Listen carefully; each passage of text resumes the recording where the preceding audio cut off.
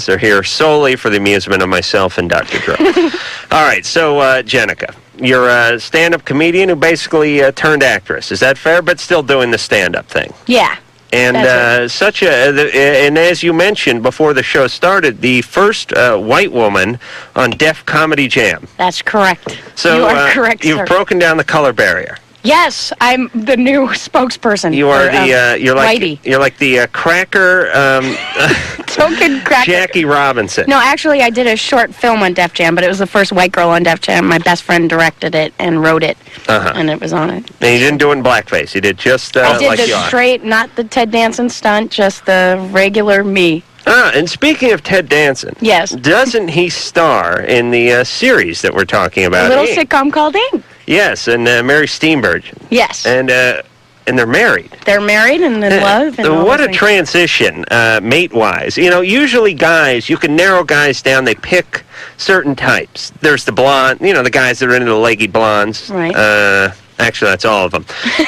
The only guys that aren't into the leggy blondes are the guys who can't get the leggy blondes. But there are these guys that you see them, like, I'll take, here's an example. John Derek, famous film producer, director, writer, John Derek. All of his women look the same. There was Bo Derek, and then before there was, what the hell was her name from Dynasty? Fifi? No, Oh, true. You are so worthless. I know who you're talking about. You're completely a bust. Drew is getting over his resentment at you for making that comment. But the point is this: they have types. Ted Danson, he goes from Whoopi Goldberg to Mary Steenburgen. Where's the connection? Both vaginas, hypothetically, and that's as far as it goes. That is as far as it goes. He went through some pretty heavy personal issues, though, didn't he? Yes, he did. Yeah, really heavy stuff. This is maybe Stuff part of that's his... bigger than you or me. Yeah, it might have been some of the working through of all that. What happened to him? Well, he had a car accident that ruined his entire body and was reconstructed, and he had a spiritual awakening. And he had a child that was sick or something too, didn't he? He has an adopted child. No, his wife had a heart attack his ex-wife had a heart attack while giving birth to their first child. So he had a lot of life experience going on before he met Mary, and they're completely compatible. Really? Absolutely in love. I don't have a wife, but if I did, I would kill her if I had to work with her. Drew, if you had to work with that wife of yours, so help me, I would kill her. Drew's wife shows up. By the way, she's listening right now. All right. Okay. Drew, let me continue. Drew's wife shows up on the set once a year. I want to kill her. I couldn't imagine but being it's one of those love-hate relationships. Does she get on the mic? Absolutely. Right. No, she's very helpful. She loves me. I hate her. It's a love-hate thing. Does she sit out there, or does she come in here? We've had her in here before. Oh, yeah. And what don't you like? She knows. She's assertive. That's what he has That she has a mind. Right. I want her to be like a little Asian bride. Right. I want her feet bound. Right. Yes, Corolla. Yeah, like Mr. Eddie's father. That's what I want to be called. Yes, Mr. Eddie's father. I want her to be like Mrs. Livingston. I have a great wife. All right, she's wonderful.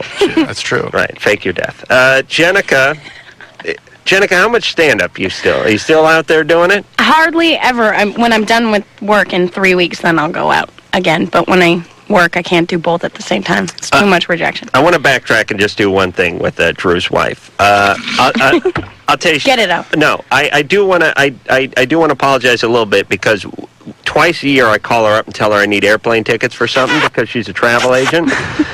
She comes right through.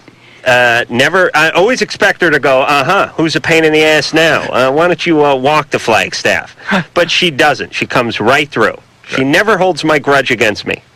Good. Okay. You hearing that? Yes. She doesn't dislike you. No, and I don't dislike her either.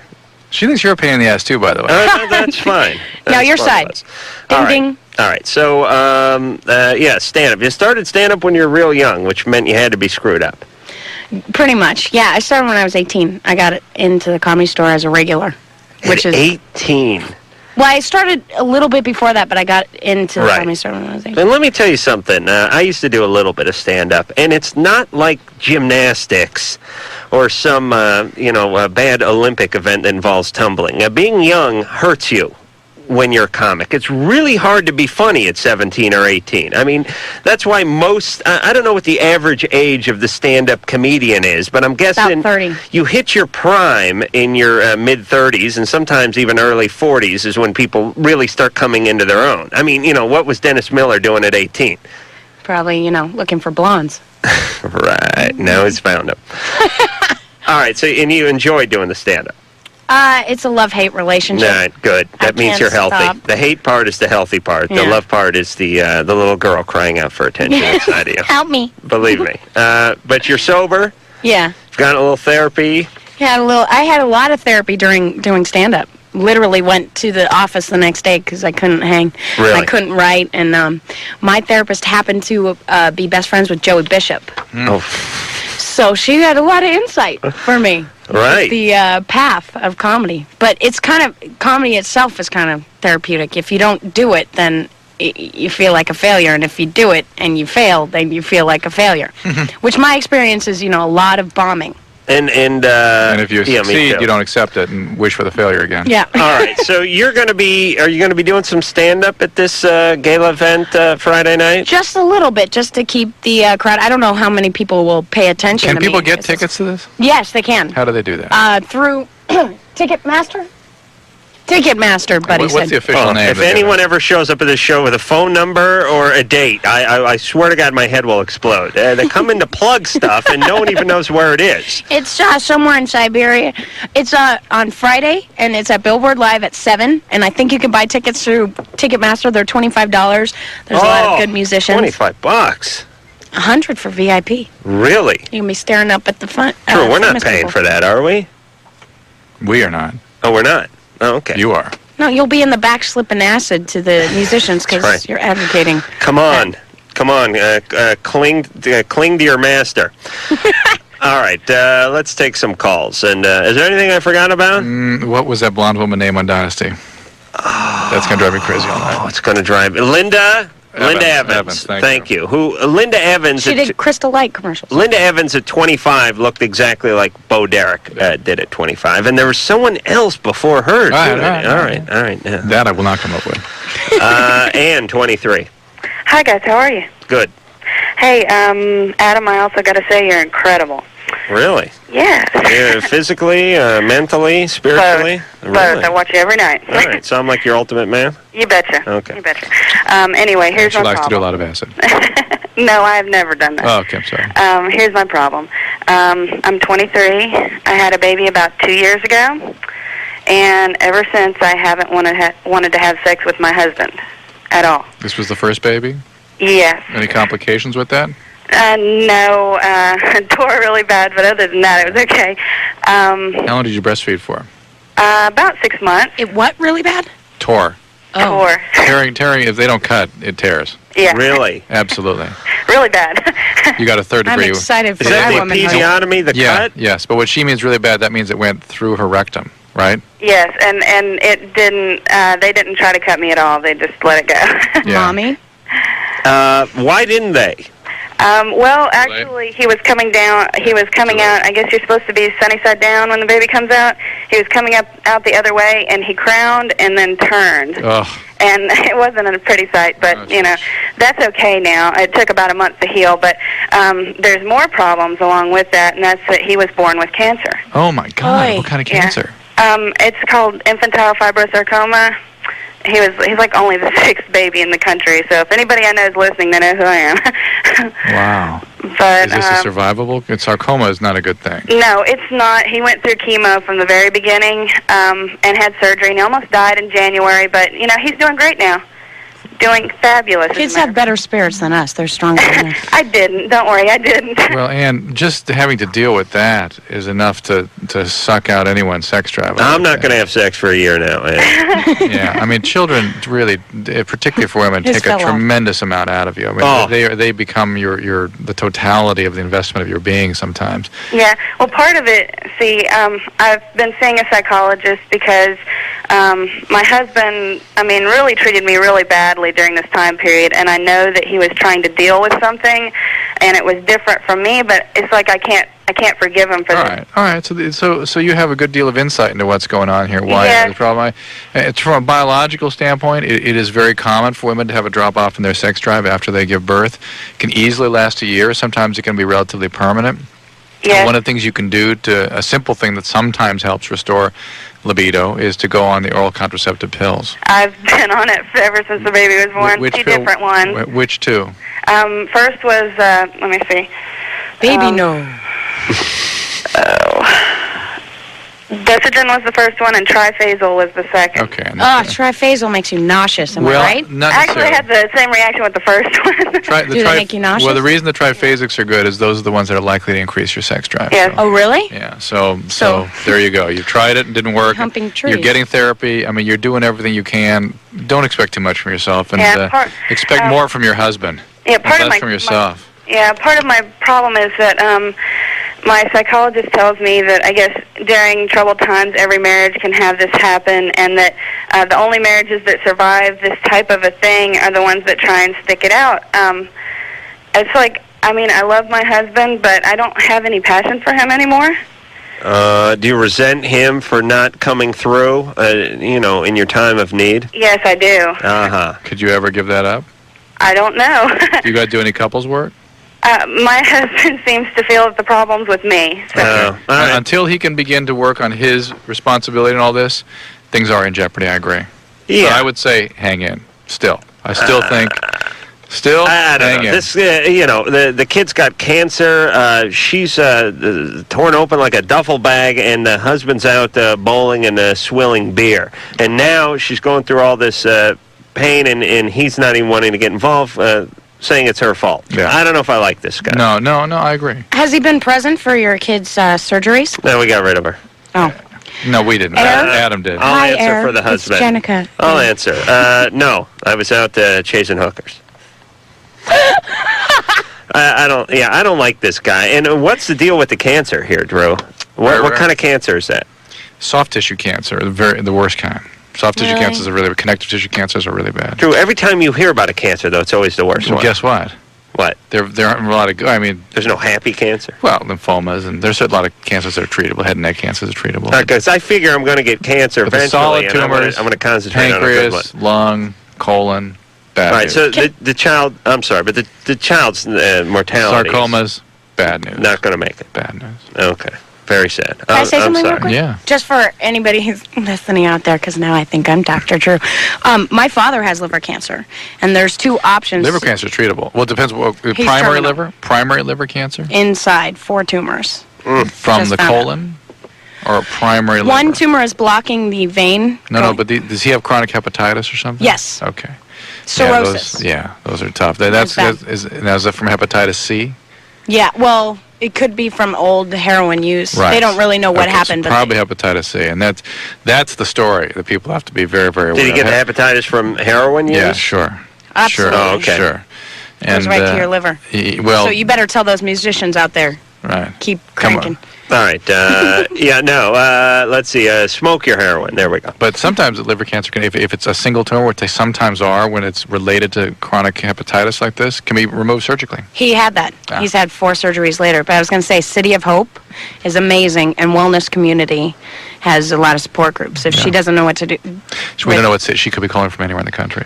There's no wellness community anywhere else? Yes, there Georgia are. is completely in. It sounds like Do you want to she's ask from her where Georgia. she's at? Oh, I'm sure she has tremendous. Didn't we hang up on her? Yeah, No, we didn't. put her Adam on did. hold. Adam did. Oh, please. Adam just all She's right. had hearing enough. us. She's hearing us. All right, hold on. And? Hi. Where are you calling from? North Carolina. All right. North Carolina. Do you have any of those? Duke. Or is that South Carolina? Actually, he's been cancer-free for almost a year now. Okay. Good. Ah. So he's doing well. Okay. What's your favorite color? Just kidding. Great. Good. Believe me, you'll find a Playboy and a bong in his room when he's 14 wish he had the cancer again. Oh, no. I know how parents work. Luke, 18. Hello, gentlemen. Good evening. Hey. Before I start, I'd like to give forth a couple of compliments. Adam, I'd like to say you're one of the funniest men on earth. I really think I am. I have to agree with you on Please, that. don't- Well, don't- who's Humble. funnier? Humble, Who's too. funnier? Seriously. Don't. I challenge all you pussy comedians to a talk-off. Don't boost him up anymore. All right, please. Okay. Well, I was also going to say, Drew, that I think you're a wonderful role model for the youth of America, and I'd like to thank you on behalf of all the callers that you help every No, night. thank you. Luke can call every night from now on. What's up, Luke? What's going on? Okay. Well, my twin sister has just developed a sort of a drinking problem, and I'm really not exactly sure how to help her because I just got accepted to Harvard, and I want to go there, and I really don't know what's going to happen to her if I leave. Were your parents? My mother died in childbirth, and my father is a workaholic, and I really don't know how he'd react to this. Is she open to treatment? She hasn't been diagnosed or anything. She's just been drinking very, very heavily. Well, how much, or how do you know? I don't know. Is she just waking fine. up naked, or is she waking up and going to work? No, she's just waking. I've noticed the beer bottles in the trash or the liquor cabinets. Why don't you take her to look? First of all, do not put your own life on hold for somebody else with this disorder. Okay, do the best you can. Make yourself available. Create consequences for their behaviors. Create forces that push them towards treatment. Okay, but do not be dragged down with this person. I would suggest you take her to a psychiatrist or a psychologist, somebody who can assess her. You are in no position to assess her. Be attracted to me. It has nothing to do with that. Is it? No. Am I attracted? The Because right I'm a good guy. homemaker. The right guy will be. Right, and it's depressing to me being a woman. I would love to change it. When I began stand-up, the goal was to sell out an amphitheater just once. A woman selling out an amphitheater with men and women alike, All right. getting the material, making a difference like Richard Pryor did, or being innovative. Right. And there are a lot of innovative female comics, but because of the pressure and the circumstances and the opportunities that are lacking for women, they give up. I'm not giving up, but I'm 22, and I got a couple Right. years to figure out if I'm frustrated enough. All right, but don't lose that chip because that's part of your appeal. All right. By the way, she's right. All right. You hear that? That was the voice of God. Oh, he has to say that. Come on, you're doing the whole benefit thing. No, All right. he's saying that because he believes it. It's like a chick saxophone player. She plays good. You say she plays good for a chick. I think Right. you're frightened by that. I'm joking. That may be. Maybe That that's could be. shocking. It could be. No, I really don't care. And then we're going to talk to Buddy about the map thing. But as far as comedy goes, I don't care what color you are, what nationality you are, and what your gender is. I would like to hear you talk about things that didn't involve your gender, your color, or your nationality. I don't want to hear Yakov Smirnoff talk about Russia for a half-hour-long set. But that's what the people sitting down buying the drinks, 2-drink minimum, want. I'm just talking about myself, baby. Yeah, but you're smart and you're elite. You're a different set. You grew up in this town. You know what to look for. You know what's smart. But Middle America elite. will not. Yeah, that's not a word I've ever used in reference to Adam Carolla. But okay. No one from North Hollywood's elite, but Buddy. But no one from Middle America will accept. Okay, the funniest woman right now is Ellen DeGeneres, and they did a survey. If she came out and said she was gay, would they watch the sitcom? Everybody avidly, 99% of her viewers said we will not watch her show. 99% of the Ellen viewers Yeah, did you see said that? It we was would in not Time watch magazine it like if she 4 or came 5 out months gay? ago. Yes. Oh, that's 'Cause that's ridiculous. Oh, it's not 99. Ridiculous. It's not 99% of her viewers saying they're not going to watch. 99% of her viewers are lesbian anyway. Please. I've never heard such a ridiculous. I didn't make it up. Yes, you did. No, did I make it up? All right. Do you know about it? Please. Go read the Time thing. Let me talk to Buddy for Christ's sake. Buddy's he's an elderly guy, but he still looks like he could kick my ass. And I've been harping on this damn map thing all night, and I'm going to give him a chance to do his thing. All right. So, Buddy, say your piece. What's going on? My piece is MAP, Right. Musicians Assistance Program, an acronym. Mm-hmm. Most importantly, what it does, if you're a strung-out musician Right. and you want to clean up, MAP makes it possible for you to do so. How do they contact you? And you pick up a telephone, you can call 213-993-3197, or if you're really bright, you can call 1-888-MAP-MAP1, which I hate.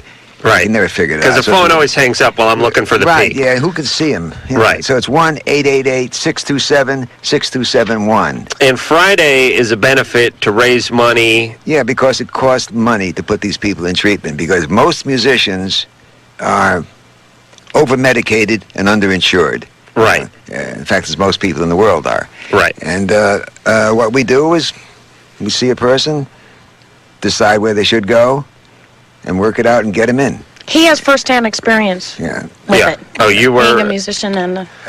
My qualifications? Sure. Okay, I grew up playing in name bands and jazz groups. Right. I was a junkie for 31 years. I used to say I invented heroin. That's not quite true. I also... But you're the grandfather of all junkies. I probably am, except what's that guy's name? Lives out in mid-America. He's older than I am, but I forget what his name is anyway. Well, if you didn't do so much heroin, it'd probably come back to you. I know. Incidentally, you're talking about B and C, and Hepatitis. Right. I have it all. As I said, it never bothers me. And besides the fact I've had, endocarditis, bacterial endocarditis 4 times. And there's a important part of this disease called denial that sometimes can affect your judgment about No about bumper these sorts of stickers, things. Drew. That is a please. symptom you may be suffering for. Also, Buddy's 22. I don't know if you know that. Drugs and alcohol did this to me. All right, we got to go to break. We're going to come back. Drew's has the Ellen article here. He's going to find this 99% viewership quote that Jenica You're just spouted holding out. your unit right now. You feel pushed against the wall. You hear your mother's voice. You just don't want to believe the woman. I want to find this 99% viewership You just want to thing. prove me wrong, All right, man. settle in. You get on Settle in. stage and I get on stage and one night say I'm the funniest woman in the world. Right. You're gonna sell out. You're gonna sell more tickets. People will be Right. more interested in what you have to say than what I have Right, to say. but you can go to any bar in any town and get laid on any night you want, and I can't. And that makes me And you can wear pants. Fortunate? You can wear pants and skirts, and I can only wear pants. And you live an extra 5 years or so, and your auto insurance is cheaper. And in the event of a war, you don't have to see combat. So I think that far outweighs the whole selling out the amphitheater theory. We're going to break. We'll be back. All right, phone number 1-800-LOVE-191, fax number 310-854-4455. I'm Adam Carolla. That is Dr. Drew, is a board-certified physician and addiction medicine specialist. Buddy Arnold is here from MAP. That's a musicians assistance program. And anytime I see that A, I'm always go against. Whenever it's Mad. Yeah, that A always stands for against when it's in the middle of an acronym, and that's why I always want to say. But it's a musicians assistance program, and they are having a big benefit at Billboard Live this Friday, 7 o'clock. And Jenica, the bitter comedian, will be warming up the crowd with her own brand of bitter feminist rhetoric. Oh, So, also, woman, hear me roar. she's in Inc., CBS, 9 I'm so sad 9:30 about Monday. this, Adam. I thought we were going to bond and No, we're getting along be fine. enlightened. No, He likes this. I like this. This is good for him. I'm sorry you're It's good miserable, but radio. it's good radio. And I had to remind Jenica, who's sitting there during the commercial, fist clenched, waving in the air, yelling about all the lack of opportunity for him. It's like, honey, you're 22. You have a CBS series. All right. When I was 22, I was digging ditches. So don't give me that. Well, no I'm not going to opportunity for apologize. women. I can still be the advocate for Yeah, women you're who doing fine. that are quitting You're comedy 22. right now. You're the first white chick on Def Comedy Jam. You're hanging out. right. You're smoking reefer with Ted Danson. You got a life, baby. You're 22. Please. All right. 22, you were still doing the carpet cleaning thing, weren't you? Or No, that came- I graduated from carpet cleaning to ditch digging and hauling drywall, which is a bit of a sideline. Oh, that's great. A huge pallet, 80 sheets high. Stack that upstairs, downstairs, and put some on the third floor, too. There's the job. All right, so I'm not crying. All right, listen, we got to get back to the phones, and we'll get into all the stuff as we go. Wendy, 29. Yes, hi Adam, Hi. Dr. Drew. I want to thank you first for Loveline. Unfortunately, our society needs it. Thank you. And I had a Backhanded. question before my comment for Dr. Drew. Yeah. Is the medication ultra addictive? Yes. Yes, it is. Absolutely. And anything that binds at the opiate site, the endorphin receptor site, is potential for addiction. Okay, well, my Okay. doctor didn't tell me that. Look, Ultram is sold as a non-addictive compound, but if you are an addict, it can absolutely trigger your disease. I treated a physician once who was an opiate addict, and he was well into his recovery, doing very well, and somebody put him on Ultram not for pain even, it was for restless leg syndrome, which is ridiculous, not even for that. That's what, Drew? Ridiculous, I'm Thank sorry. you. And he 4 months is very weak opiate, so you can go along with it for quite a while before things get out of control. But all of a sudden, 4 months into it, he found himself using his drug of choice, and he couldn't understand why. I mean, his recovery was going well because the biology had been triggered by the Ultram, and absolutely categorically can do this. I've seen it over and over again. Okay, You're talking about yourself, aren't you, Drew? No. yes, I was on Hold on. Ultram. Engineer Mike, in your infinite Is there- wisdom, you've turned my headphones off because Buddy's weren't working. Okay, now for my comment, I just found out last night that somebody I knew died of a heroin overdose, and he left 2 children behind him. How old? Yeah, How old are the kids? 14 and I believe 12. Wow. Yeah, and they've had a hard life. I found out from my friend who is his ex-wife, and it really made me mad because these kids had a hard life to begin with, and now they don't know the truth. But when they do, it's going to be devastating enough that they lost him, that he has left them behind. Yeah, I would say yes, but if he wasn't going to get any treatment, I don't know. I mean, is it worse to have no dad or a junkie raise you for 20 years? Who's going to take care of them? Their mom. Mom. Oh, the But the problem was it was a new addiction. Alateen. I don't know all the details. My friend just called me last night, So get and the kids, I was just... No, they were giving you some advice here. Get the kids to Alateen. Yeah, they are, they have a great support system with their mom. They were, Hold on, Wendy. Yes. Here's what I want you to do. Remove the phone. You have it on your right ear? No, my left. Your left ear. Take your left palm and smack it against your left ear for just a couple of times. A couple of All right, times. go ahead. We'll talk about So you got pop your eardrum, bust your eardrum. Okay. All right, now let's continue. Go ahead with the Alateen Take the comment. kids to Alateen.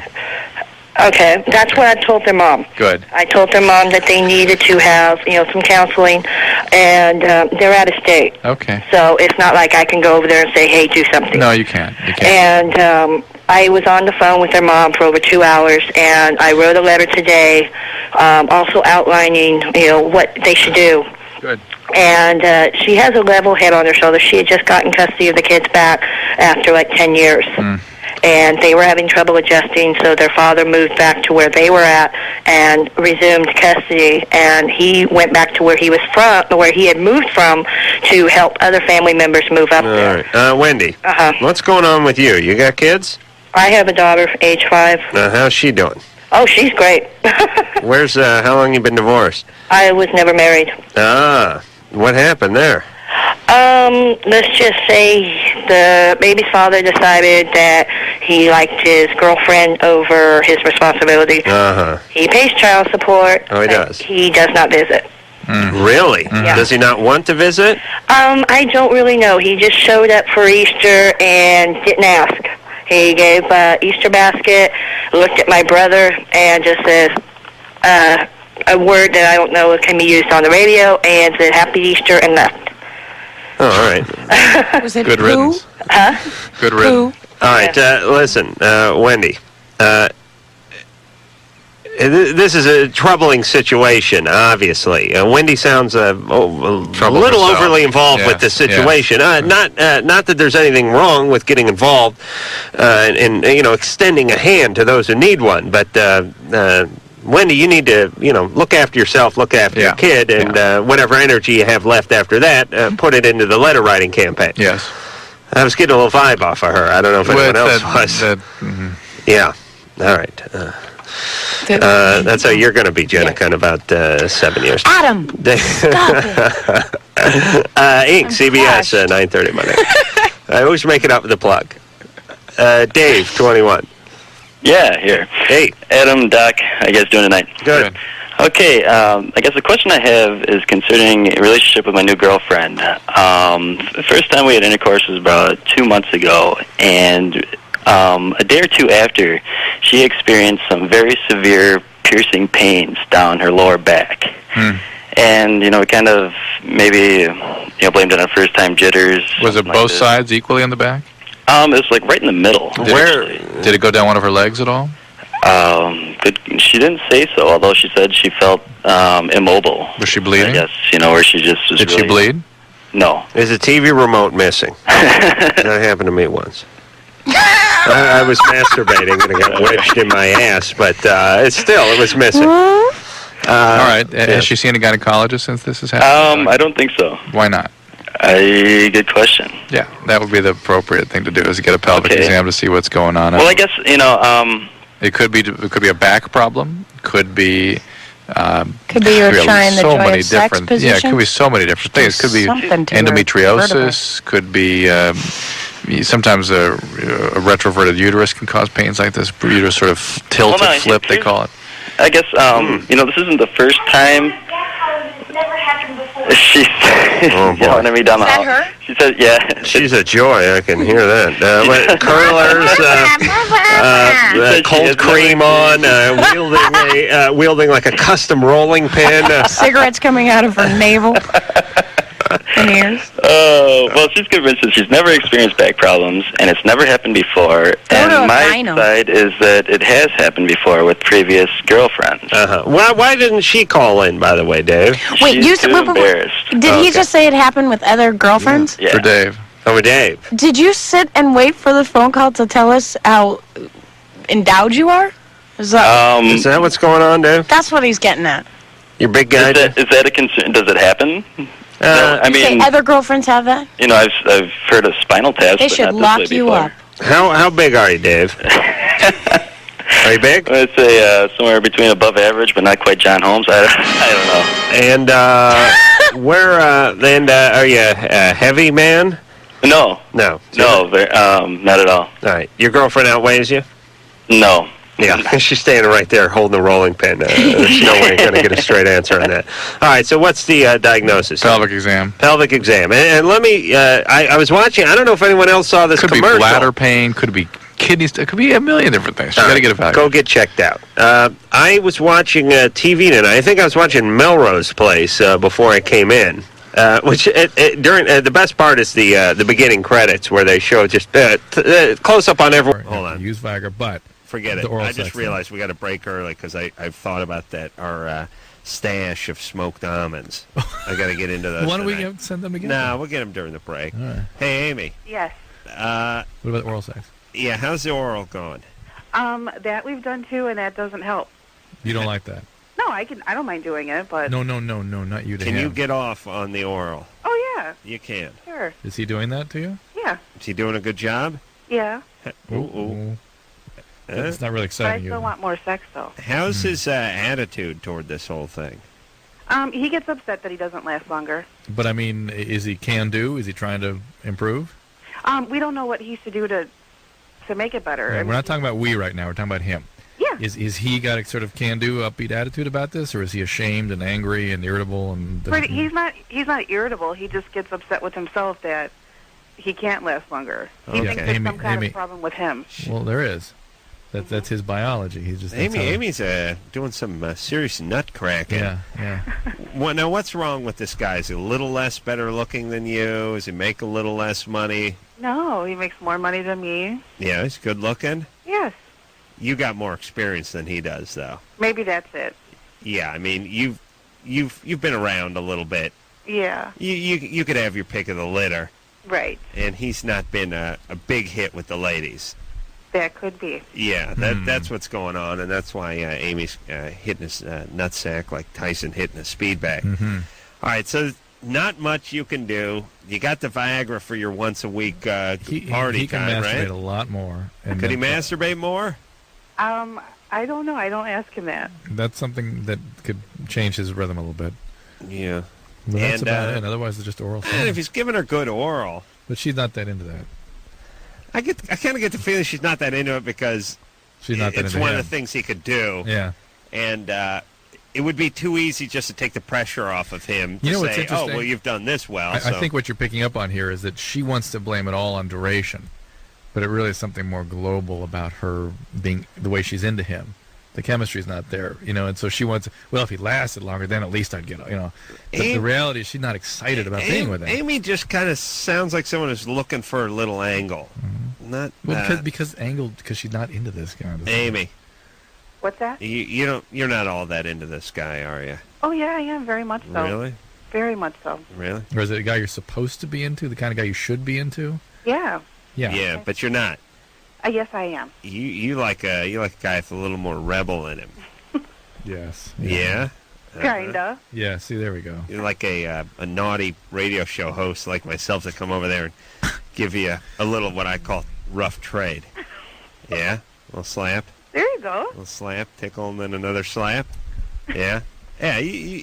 And you've been with some of these guys in the past, and these guys have trouble holding down jobs. They're a pain in the ass. They don't no good relationships. You got to bail them out of drunk tanks and stuff like that. And this guy's got a good job, and he's a good man. Yes.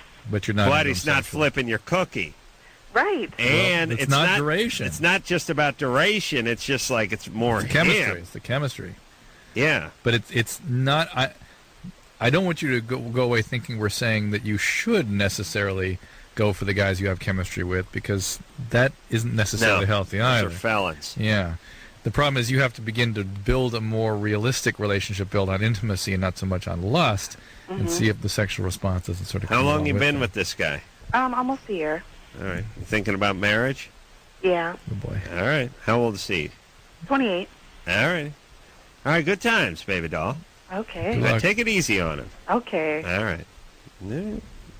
See, at 28, women are growing out of that, but they're not quite out. Well, she's Bad boy, but troublemakers. She's not coming out the way she's supposed to.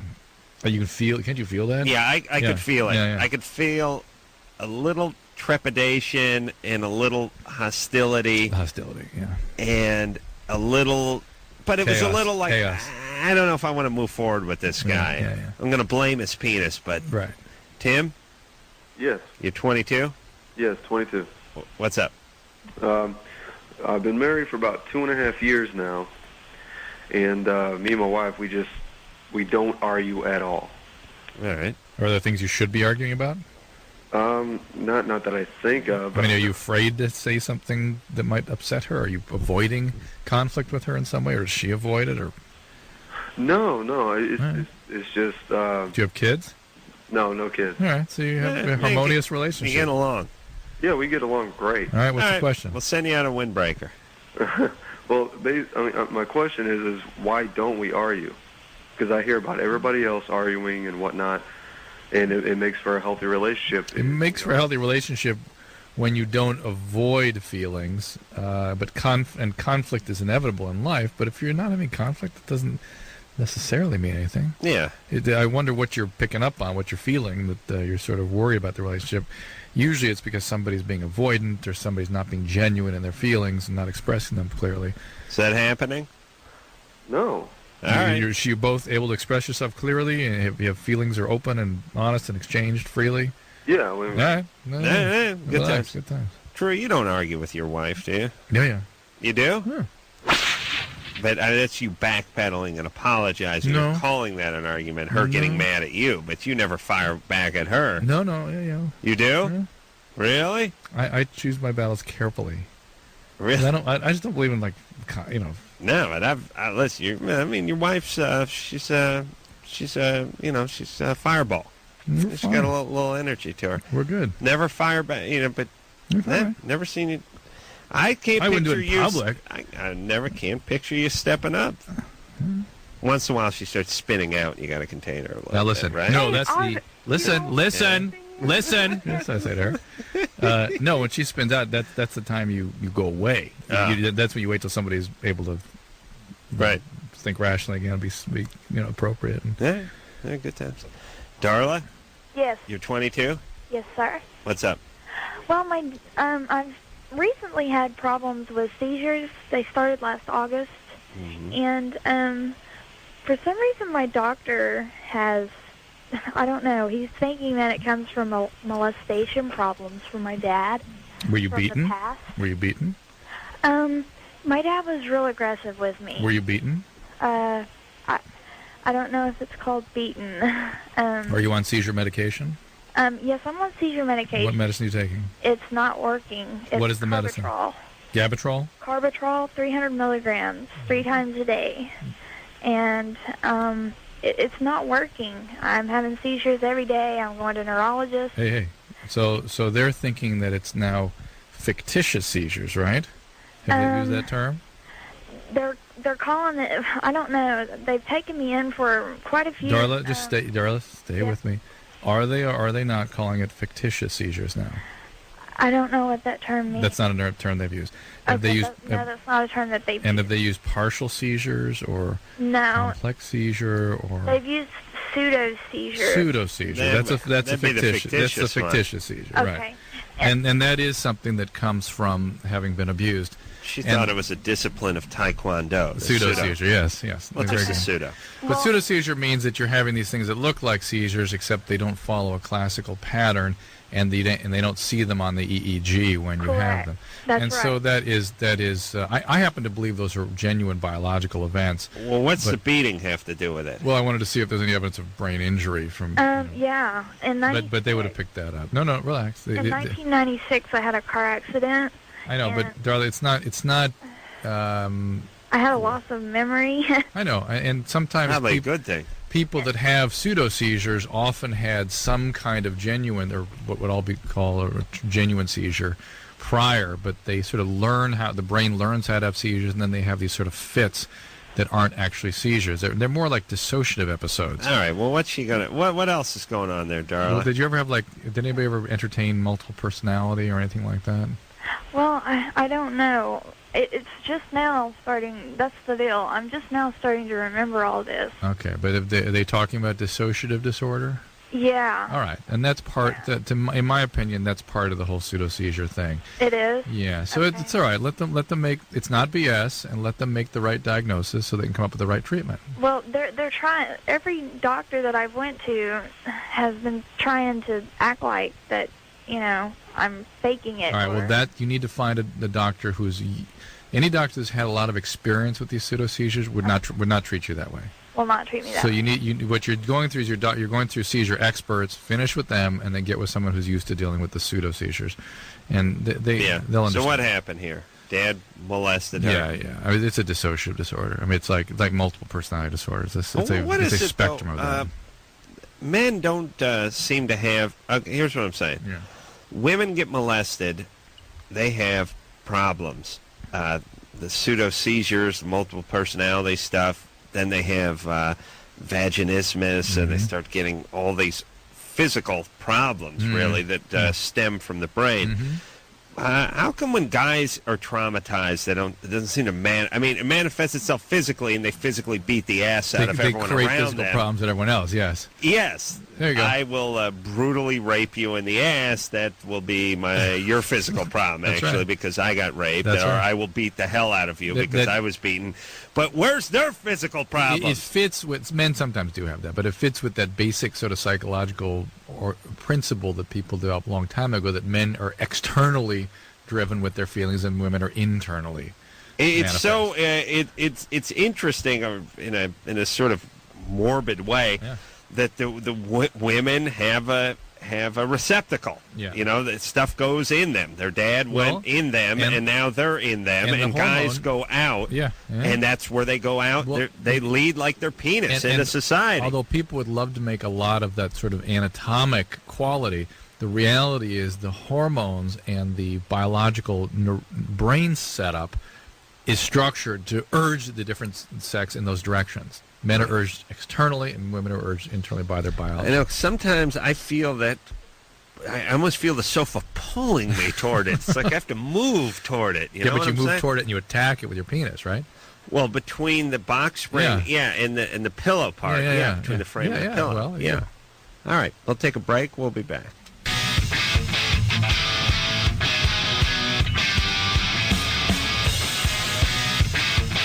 Hey, everybody, it's Loveline. I'm Adam.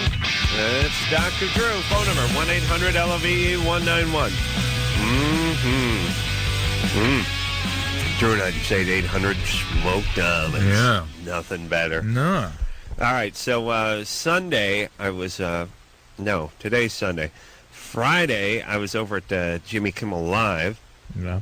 It was about 5:30, 6 o'clock. I'm done writing jokes and getting ready to sneak out of the joint. And I knew Dave Grohl. I knew the Foo Fighters were coming on. I didn't really want to run into Dave Grohl because because Dave Grohl's sister lives across the street from me, and I said I'd stop by there one day. I was talking to Dave the night before at some concert. He said he was staying there, so I said I'd stop by. So I stopped by. It was about 10:30. Nah, it was about 11:30 in the morning, and some chick answered the door, and she looked a little out of it, and she said Dave was asleep, and I just left. And then Uncomfortably. And then I got on the radio, and I said some floozy answered the door.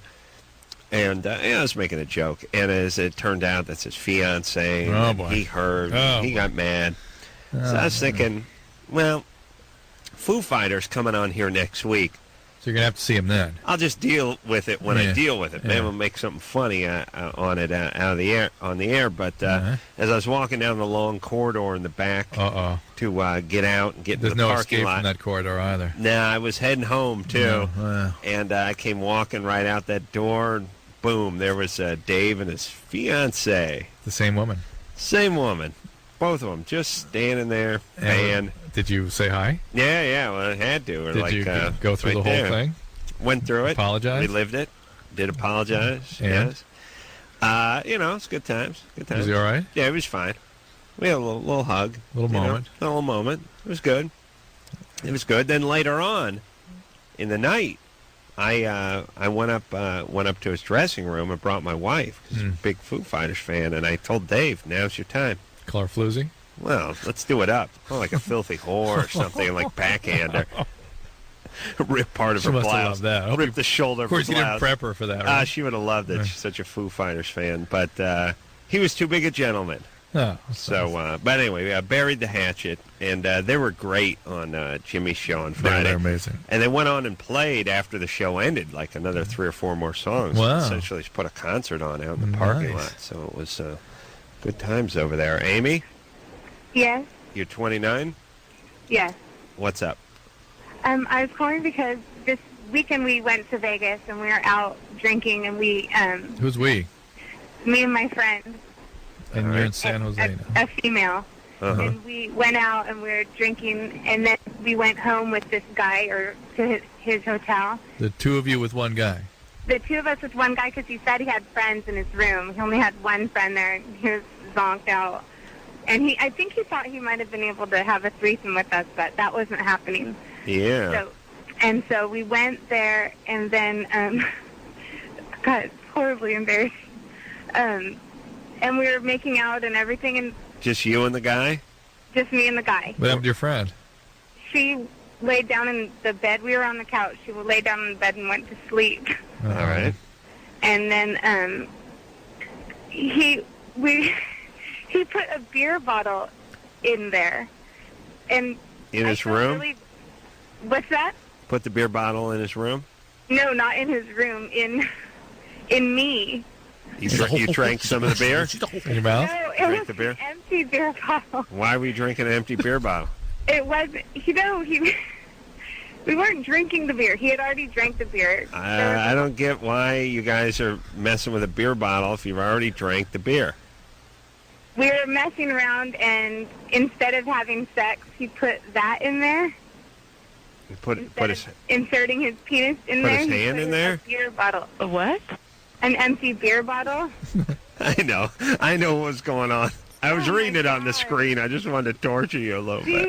Jeez. Well, who says chivalry is dead? You know, This a lot guy- of guys yes. would have had unprotected sex. This gentleman Reach for a Miller Lite. decided to rape her with a Heineken bottle. Yeah. What kind of beer? Rape? No, it's not rape. What kind of beer? So gross. I don't know. Bud. Bud, long neck. I don't think it was a long neck. Okay. Oh, my. Because we had started to have sex, and then he pulled it out and stuck that in there instead. And did he say anything? No. No warning. No warning. Was it a 40? No, it wasn't a 40. Just regular one. Yeah, regular. All right. So, And I just felt violated and gross. Really gross. Well, it's slightly demeaning. Plus, how did things play out after that? Did you just sort of get up and take off? Penny for your thoughts. I told him it hurt, and then he stopped, and then we kind of like passed out, and then my friend woke up and got me, and we left. All right. And what'd you tell your friend? I told her, ew. Did you want to have sex with this guy? Did I want to have sex? Well, they were having sex. But I mean, is it something she planned, wanted to do? Uh-oh. Kind of. Not planned. I mean, I guess it was like a hookup or whatever. All right. Well, so here's the thing. Not planned. See, again, difference between men and women. Yeah, men go out. Men are planning it every night. Right. And not planned is like, what do you mean not planned? Amy. Yeah. You're 29. Yes. It's probably, time you put these kind of days behind you a little bit. I mean, nothing wrong with nothing wrong with getting drunk, having a good time, meeting a guy. It's just the part where you get raped with the beer bottle. Or you pick a guy that would rape you with a beer bottle and then have to sort of slink out afterwards. The guy must have been loaded. Yeah, I think so. I think that maybe he couldn't. He was having trouble with his penis. Himself, so right. Yeah. Okay. All right. But yeah. How do I make myself feel better? Because I feel disgusting. Okay. Here's what you. First off, many have done worse. You stinking whore. Oh no. And I'll tell you how you make yourself feel better, by using it for something like treat yourself better. Well, what I mean is here's the point. Here's what I want to say. If something bad happens to any of us, or we bring something bad upon ourselves, it's worthless. It's just something bad unless you use it in the sense that, well, I'm never going to do that again, or I won't make that mistake, or I will now be more motivated to do something else, to not let this happen again. Mm-hmm. Right? Right. I mean, you get an F on a test, it's bad, but if it inspires you to study harder, then it's not such a bad thing. Right. So that's what you just got effed with a beer bottle, and this should inspire you. I would like to see Amy, let's say a few years from now, working up to something smaller, like one of those, little airplane cocktail bottles, something like that. But let's talk to her again in a second. Just. All right. Amy, you interested in having a relationship with someone?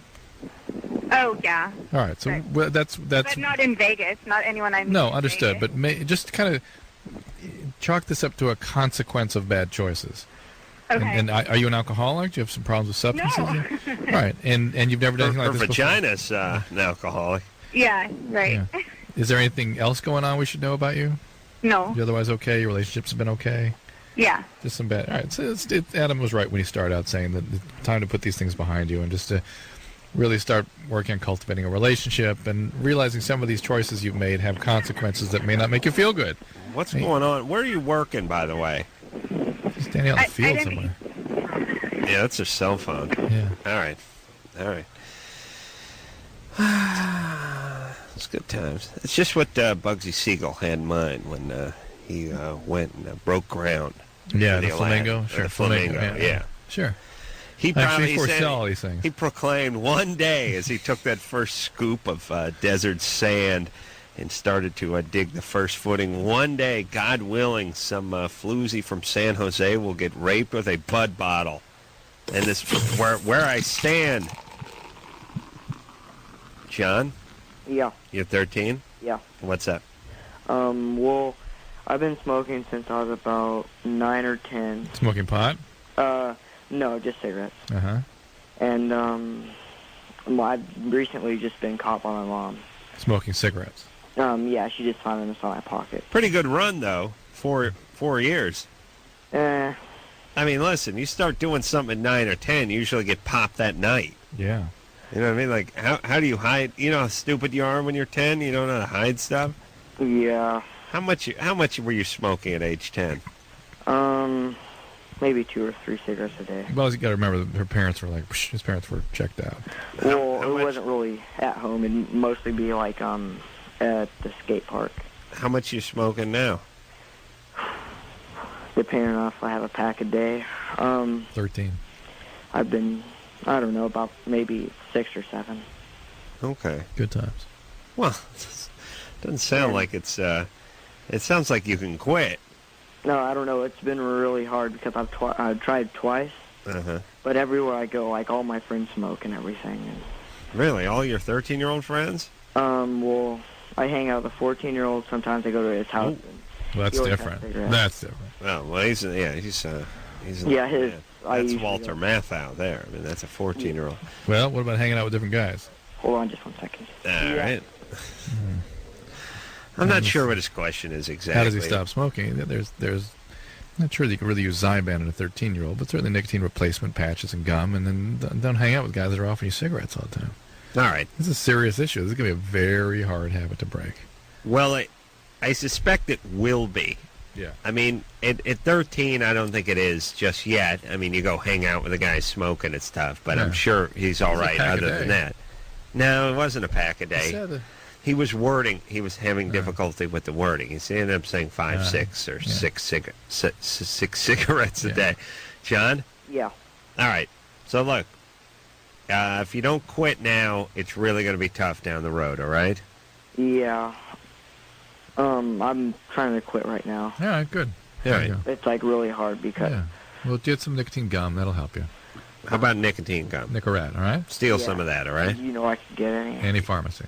Any pharmacy in the sell to me? They should. I don't know if there's an age. That's an interesting question. You should be able to buy that. I would think so.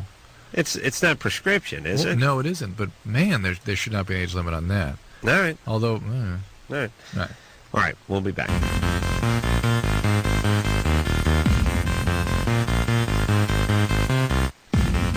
Hey, everybody, Loveline. I'm Adam. That's Drew. Drew has a son that's got a little illness, a little worried about. It's on his mind. Yeah. Man, is it? I'm worried about eating more of these smoked almonds. You notice I hadn't helped me back from that.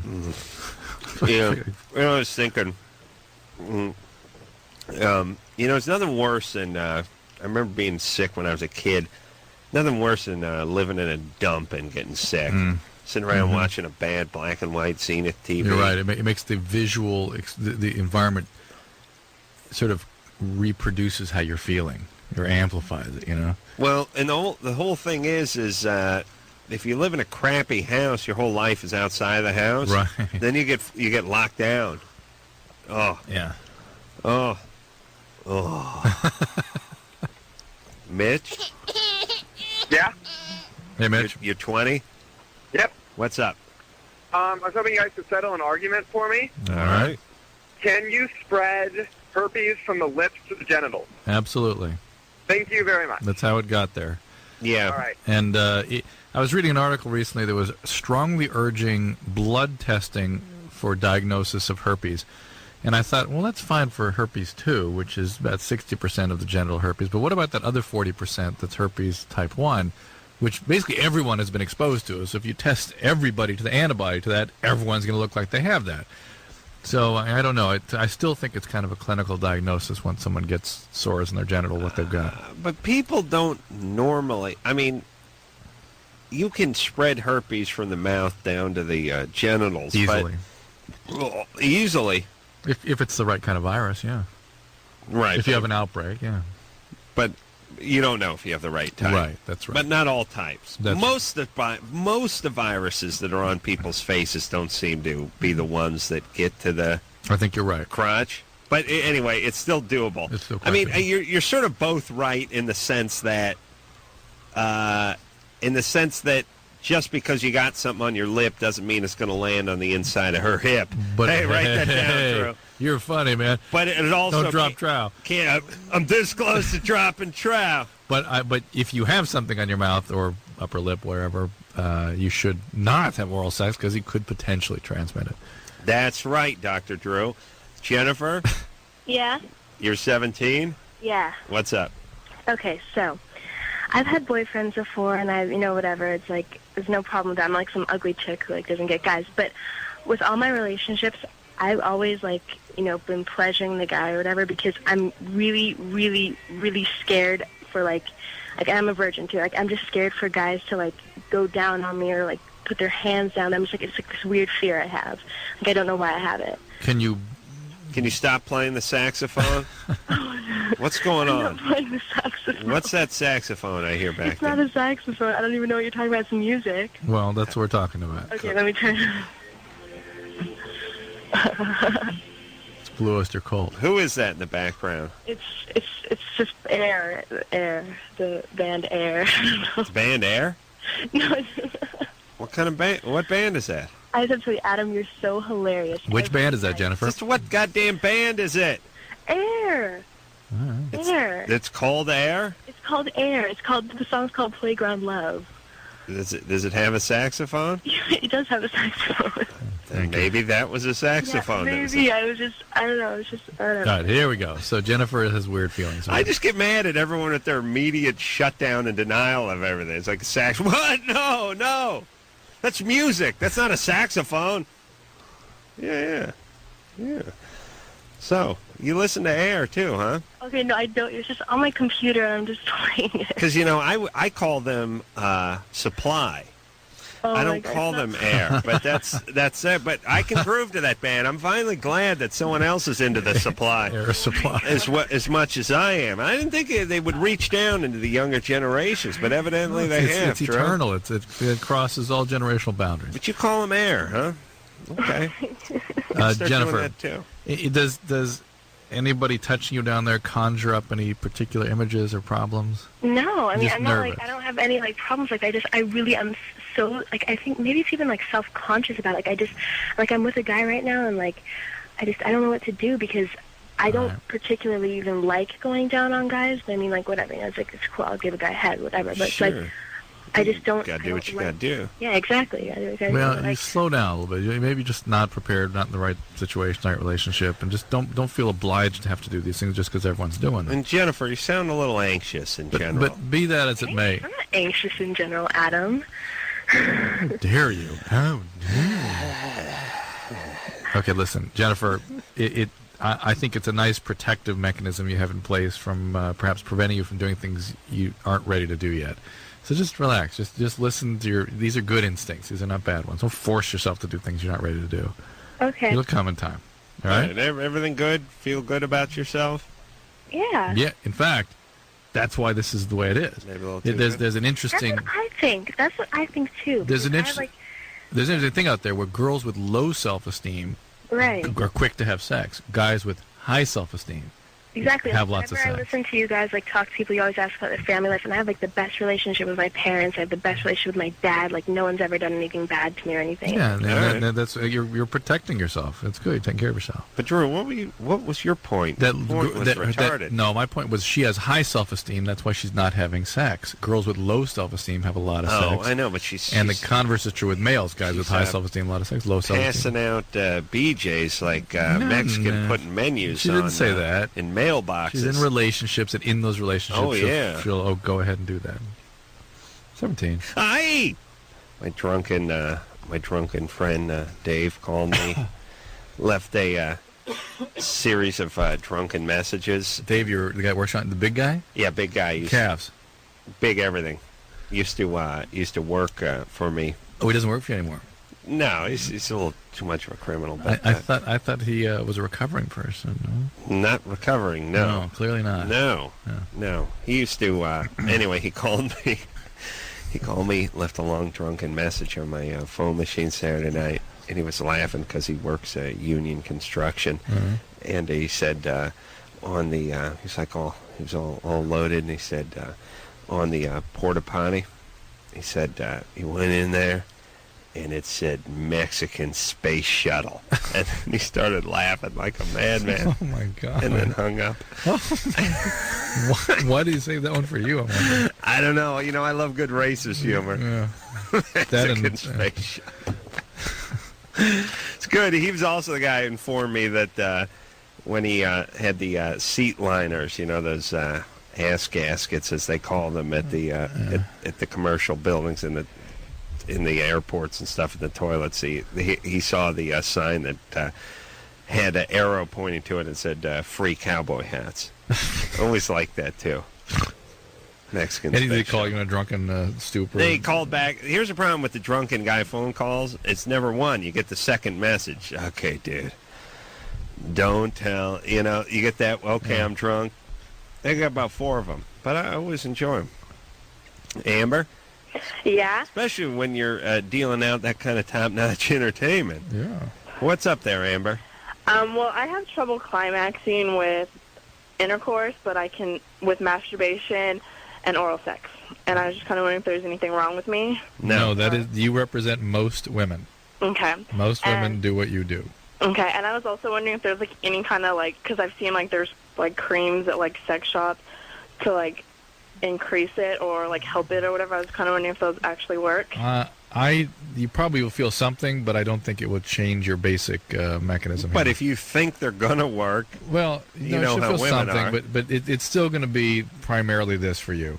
It's going to be unusual for you to be able to have orgasm. I mean, is it going to be like this the rest of my life, or as I get older, is it am I going to be able to achieve one? That slot's going to start loosening up and paying off. It's going to get, in about 10 years, get a little easier, and we might sort of get a little handle on it, so to speak, but it's going to basically be the same thing. This is most women do not have orgasm during intercourse. They Amen. can only do it during oral sex. Amen. Okay, thank you. Okay. Lengthy, arduous, tedious oral sex.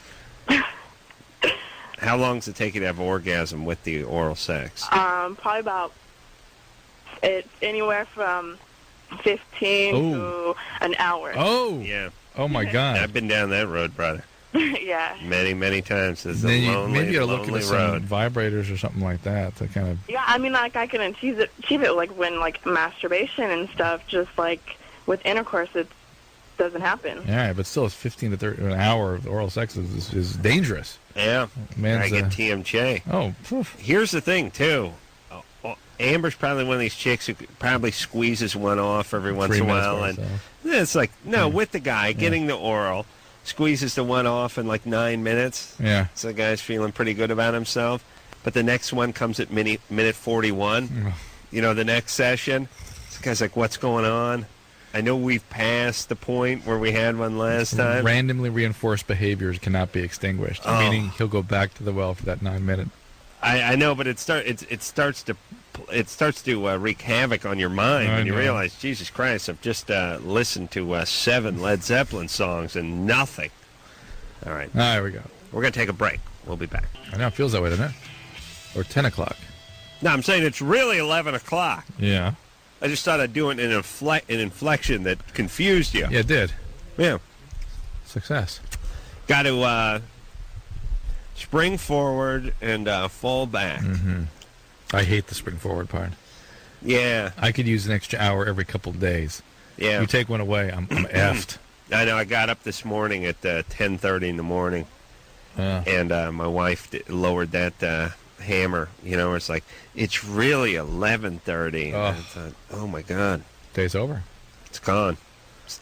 But it's light. It's gonna be light. It's gonna be light forever. Hey, now is this only going on the West Coast? By the way, no. They doing this all over? What about like Arizona? Arizona doesn't do it. Yeah. It's the only place that doesn't do it. I'm moving to Arizona. Samantha? What? Ooh, Samantha? Yeah. What's going on? I had a question, like, if you have, like, anal sex, like, does that, like, if he, like, finishes inside of you, will that, like, hurt your organs? Harden your organs? No, hurt. Hurt your organs. Hurting. Hurting your organs, eh? Oh, will that be like hurting your organs? Mm-hmm. I see. The fluid he sticks in you could have infectious material in it, right? Like AIDS and hepatitis. Yeah. And that's how it hurting your organs. I have another question. Yeah. Like, what else can I use for birth control? Because I can't take the birth control pill. Why can't you? Because I have a whole bunch of autoimmune diseases, and I can't take it because of my other medicine. What's your other medicine? I take, like, a whole bunch, like, I take Ritalin, and I take Neurontin, and Prevacid, and Concerta, Concerta and Ritalin are the same Yeah, thing. keep going. And Celcept, and Celebrex, That's not enough, Drew? For sleeping. What? Well, all she's mentioned, other than aspirin, basically, is psychiatric medicine. Yeah. So it doesn't sound like anything that should prevent you from taking the pill. Those are autoimmune? No. That's just well, the aspirins. She might have some joint complaints, but what do they think? You just have a lot of joint pain, right? I have arthritis, and I've a disease called Behçet's, and it affects has vascular. No, I know Behçet's is. Well, if you're on Behçet's though, you're on salicylic acid, right? And Celebrex. Yeah. Disalcid. You're on Disalcid and Celebrex. Are you having anal sex with the Behçet's? Not with Behçet's, with my boyfriend. His name's not Behçet? Yeah, not a great idea if you have Behçet's, right? Because part of Behçet's is a gastrointestinal disease, right? No, it's just Behçet's is a gastrointestinal disease, Samantha. That's part of it. Okay. Well, that's some of the effects of it. Right, and so putting... Wow. How old's your boyfriend? 16. Hold on a second. I'm kind of torn. On one hand, it's like, well, she's 15, she's in a weakened state, she's having this crazy anal sex. And the other side of me thinks, well, she's getting her kicks in before the whole S house comes down. No, I have to really question the Behçet's diagnosis. I hate to say really? This well, how would she know? I know she doesn't, but it sounds so psychiatric, this whole thing. And Behçet's unless it's overt and sort of, all right, well, biopsy proven, it's a very vague illness. Samantha? Yeah. Hold on there, baby doll. You ever get abused? Oh, really? No, but I was raped a while back. Yeah, okay. How long ago? I was raped once when I was 6 and twice when I was 12. Okay, that would be abuse, all right? I call it. Who raped you when you were 6? My stepbrother. Good times. How old is he? He was 3 months younger than me. He's 5? No, yeah, he was 3. Well, he was 6, but 3 months younger. Oh, my God. I mean, that means that things were really a mess in your home. Basically. Oh, my God. And then, listen, the whole Behçet's thing, again, I have to wonder... I really... Look, Samantha, your big thing is psychiatric, right? That's mostly where your symptoms are. No, it's mostly Behçet's, but okay. Well, you're on one medicine for Behçet's, and you're on about 9 medicines for psychiatric conditions. Most of them are for arthritis and for my stomach medicines. But you gave us 7 medicines, and 6 of them. Well, two of them were for the Behçet's, the Prevacid and the Celebrex. All right. Neurontin for my RSD. Neurontin for my RSD, and Topamax is for my headaches, not for No, okay. Wow. All right. Where do you get all this stuff? What do you mean? All my medicines? I mean, are you able to go to school? Yeah. You just take this medicine every day? Yeah, I take it in the morning usually. And by RSD, you mean reflex sympathetic dystrophy? Mm-hmm. Where do you have that? I have it in my ankles. Both ankles? Yeah. No. Drew says no. Okay, but that's just... All right, well, anyway, listen, Samantha. Mm. I'm glad you have a boyfriend with all this going on. Yeah. And I'm not so excited about the anal sex. But then the abuse pattern, that's maybe the only way she experiences herself sexually. Okay, so he's got to use condoms then if you can't get on the birth control pill. And you still have not mentioned anything that would prevent you from being on the birth control pill, unless as part of your Behçet's or as part of, I can't think of any of the medicines you're taking that would prevent you from taking them, that there's some sort of hypercoagulable state, which sometimes happens. Well, maybe their doctor's like, listen, you're taking 175 pills a day already. You're going to choke if I give you one more. Oh, my God. What the hell happened there? Well, I mean, she's basically she's on a mood stabilizer, a stimulant, and a pain pill, Neurontin, that's also a mood stabilizer. I got to get some of that. She's on all these psych meds. Right. And then she thinks they're for physical things. But the physical, this is what you were talking about earlier, that women, when they were severely traumatized, everything goes inside and manifests physically. Yeah. This is the old hysteria thing. This is what Freud used to write about. Yeah. And in those days, he thought that the sexual abuse that they were telling about was fantasized. Right. Now we know just what goes on all the time. Yeah. They didn't want to believe that happened back then. Wasn't Freud up to no good himself? No, he just liked a little cocaine. All right. Nothing wrong with a little blow. You're burning the midnight oil. You're writing those papers. You know what I mean? Yeah, good times. Eshwan? Hello? Eshan. Esham? Isham. Isham. What kind of name is that? Actually, it's one of the name of my favorite rappers. Oh, all right. Yeah, I'm down with Esham. Esham the Unholy? Yep. Down with Psychopathic Records? That's ICP? my man. ICP? I played Esham the Unholy at my wedding. Did you really? Yep. The hell out of her butthole, man. The fetus? Yep, we played that while we were saying our vows. Wait a minute, I want to hear that again. That was the Insane Clown Posse? Hump the hell out of her butthole, man.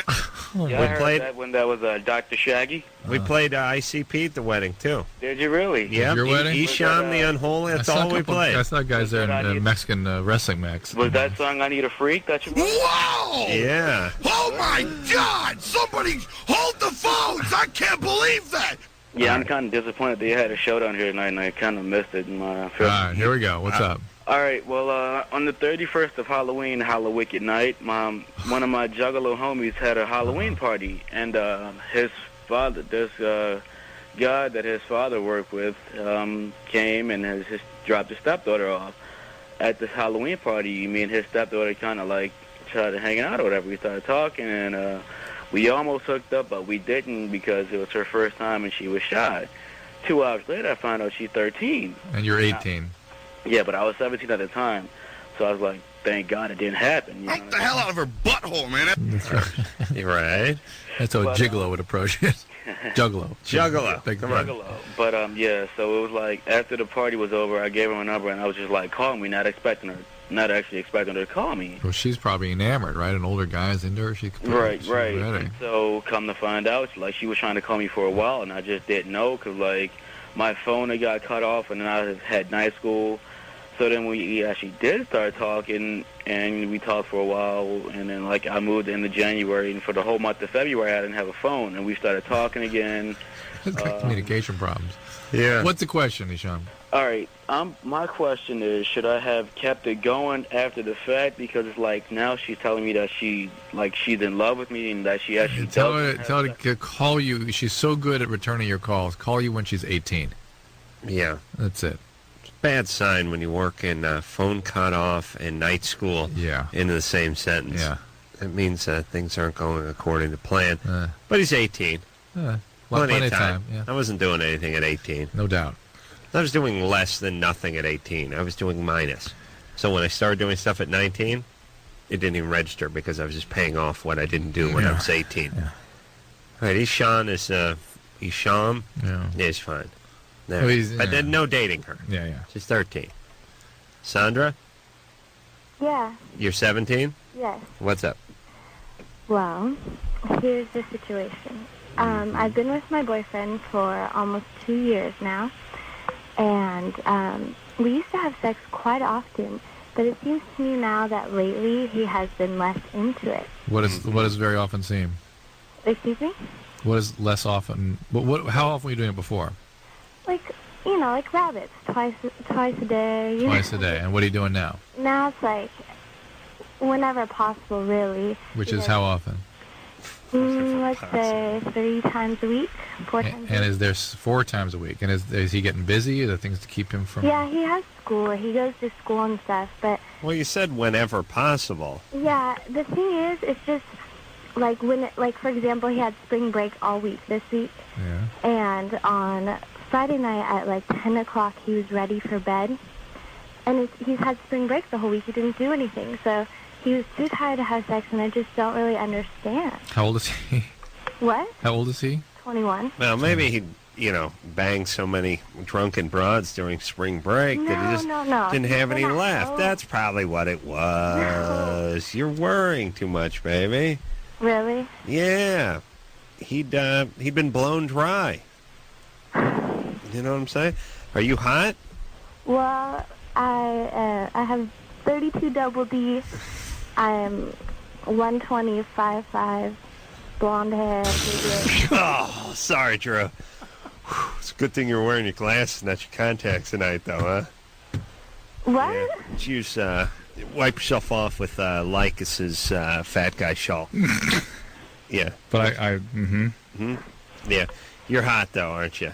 Well, I don't think I'm not. I think I'm good looking. That's why I'm perplexed. Why? Yeah, see, this is like it does Can't not figure compute. out why a man would not want to bone you All the time. All right, the time. there we go. Why Well, aren't you all over me all the time? I would be. Yeah, exactly. That's right. So is it normal? But after banging the bejesus out of you for a couple of years straight, Yeah. there would be nights when I would be tired and I would go to bed. And he's sort of falling into a, let's call it a rhythm that is consistent with normal physiology. Yeah. What you guys were doing before, not many guys can maintain very long. Mhm. And you're already twice the average here. You're 1,000%. Wait, 32. 200%. But 32 double D. Yeah. That's nice because that's a small back and a big cup. It's Yeah, good my combo. boobs are large. They're big, huh? How about the areola?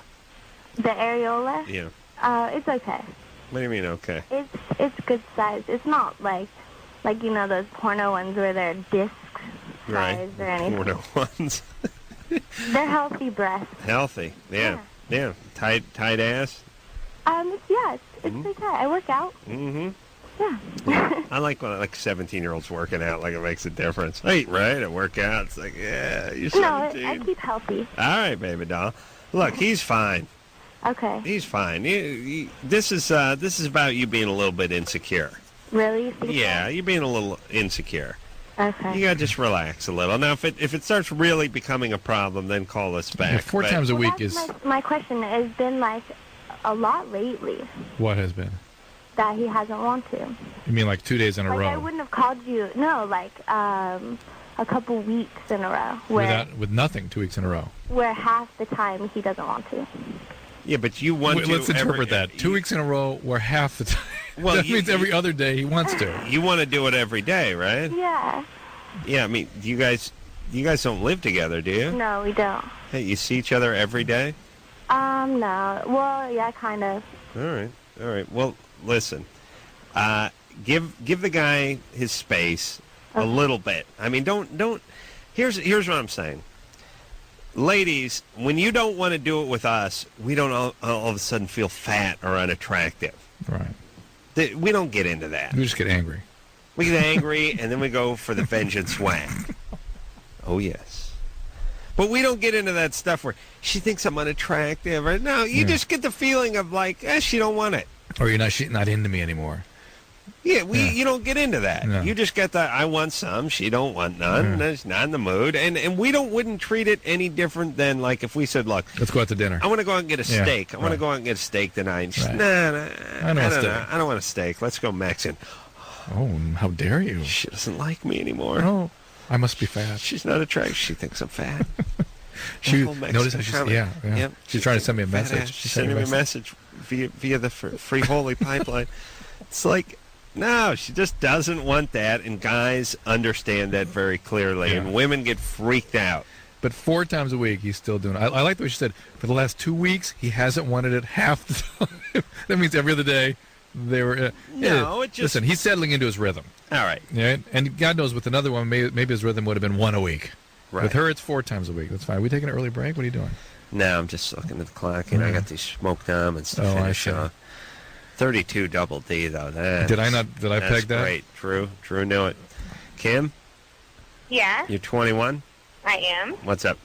Okay, I have a friend, and we have a lot of the same friends. So I know a lot of people that she's slept with, and all these guys keep telling me that she stinks down there, Mm-hmm. and that she doesn't wash with soap. One of them has taken a shower with her before, and he said that she doesn't wash with soap. What does she use? She said that it stinks when she washes with soap. Is what he told me. Well, I mean, when she puts the bar up there and then uses the rope to yank it out. You mean... Exactly. That's what I'm saying. No, wait a minute. You mean soap on her skin anywhere?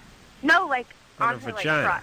Right. Exactly. Well, maybe it stings now because she has an infection, and that's why she stinks. Right, and some of the I don't really know how to tell her this, and they tell me to tell her. They say because I'm her friend that I should tell her, but I don't really know how to bring that up to your friend. You're hey, by the way, you stink. I really don't know how to go about saying that. Well, how do you ever see her in situations where she's undressed or anything like Or you that? talk about pap smears, going to the doctor, or anything like that? Yeah. All right. I don't. So really, what you want to do, ultimately what you want to do is get her in for a pelvic exam, Right. because this is probably an infection, and so you got to sort of be talking about health care and health maintenance and Right. cervical cancer and warts and all those good things, and encourage her to get checked out. Okay. Yeah. And believe me, whenever you come at her with this, she's coming back at you with something. Oh, I know. That's what I'm saying. Like, I don't know. Like, but I mean, and you know what else? One of the guys that she was sleeping with actually told her that like she stunk, and she still hasn't done anything about it. Well, how do you know? How do I know that he told her? How do you know she hasn't done anything about it? Because she still stinks. Because I keep hearing that she still stinks. Well, maybe she's working on it. How many of your friends get to plow your other friend? A lot of them, actually. Well, I'd like to join the circle. Wow. Yeah.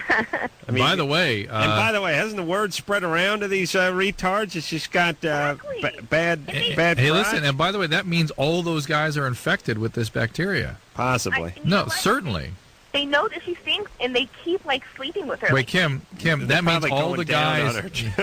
That means all the guys need antibiotics also. Well, maybe. Almost certainly. Wow. That's true, and that's why maybe she keeps getting it treated, and these guys keep giving it back to her. How many guys are we talking about, Kim? I'd say like 30. I mean, how many guys you slept with, or how many guys at one time? How many of your friends? Oh, listen, how many at one time?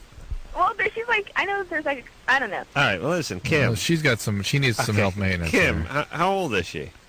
I think she's 21. All right. Wait, is she really a good friend of yours? She seems like she's got some issues, this girl. She's not like a really good friend of mine, but like I know her. All right, you don't know. Yeah, who cares? And butt out.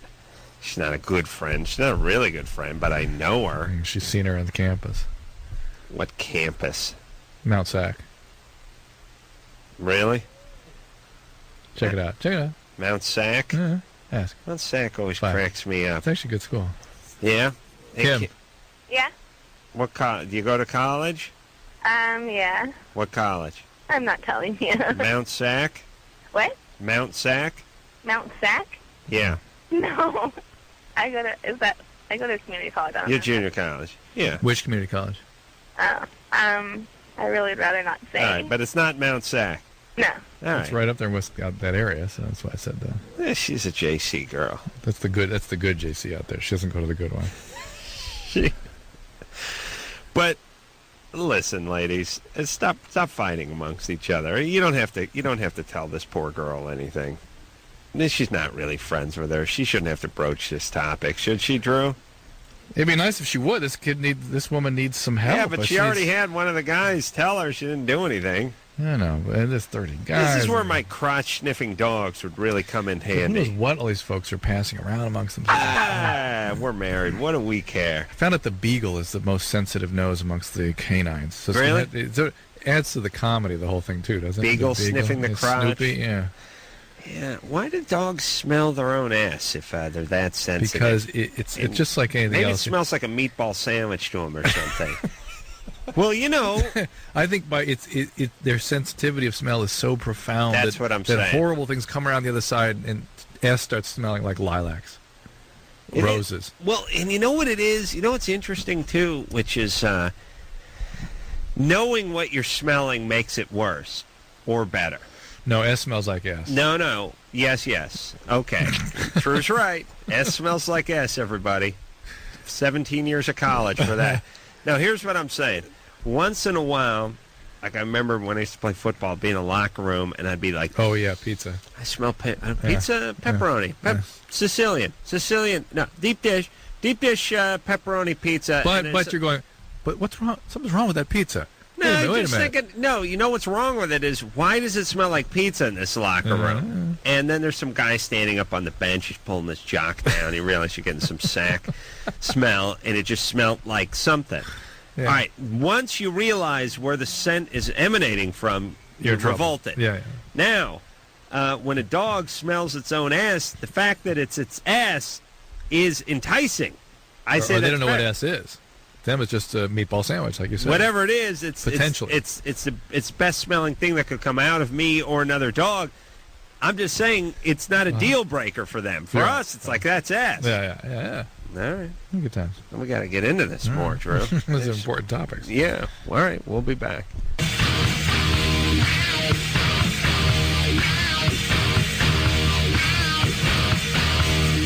Loveline, fastest growing outlaw radio North America. Yeah. Got myself a 50,000 watt flamethrower.